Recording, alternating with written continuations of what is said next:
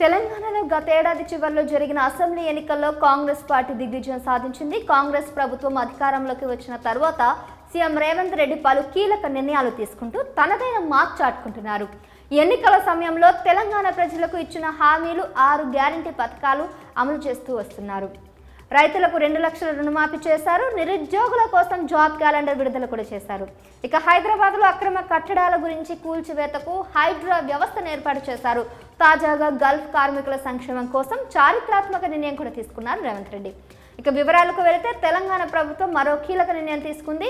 Gulf కార్మికుల సంక్షేమం కోసం కమిటీ ఏర్పాటు చేసింది. ఇకపై గల్ఫ్ లో ఎవరైనా తెలంగాణ కార్మికులు చనిపోతే వారి కుటుంబానికి 5 లక్షల రూపాయల ఎక్స్గ్రేష్ ఇవ్వనుంది ప్రభుత్వం.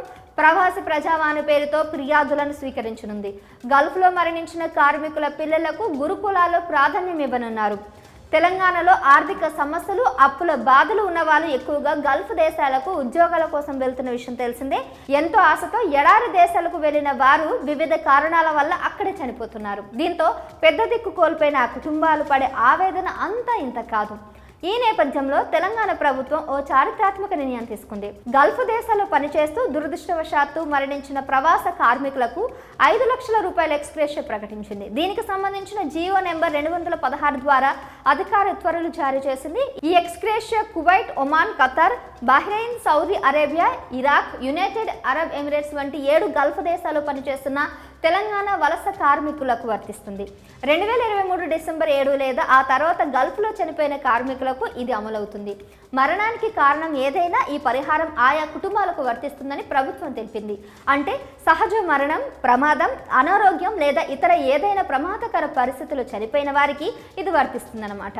ఈ పరిహారం గల్ఫ్ ప్రాంతాల్లో మరణించిన కార్మికుల కుటుంబ సభ్యులు అంటే భార్య, పిల్లలు లేదా తల్లిదండ్రులు తమ స్థానిక జిల్లా కలెక్టర్కి దరఖాస్తు చేసుకోవాలి.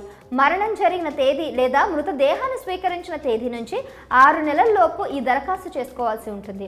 మరణ ధృవీకరణ పత్రం అంటే డెత్ సర్టిఫికేట్, రద్దు చేసిన పాస్పోర్ట్, గల్ఫ్ లేదా ఇరాక్ దేశాల్లో పనిచేసిన రుజువు అంటే వర్క్ వీసా, ఉద్యోగ అగ్రిమెంట్ సర్టిఫికేట్స్, అర్హులైన కుటుంబ సభ్యుల బ్యాంక్ ఖాతా వివరాలు ఈ విధంగా ఉండబోతున్నాయి.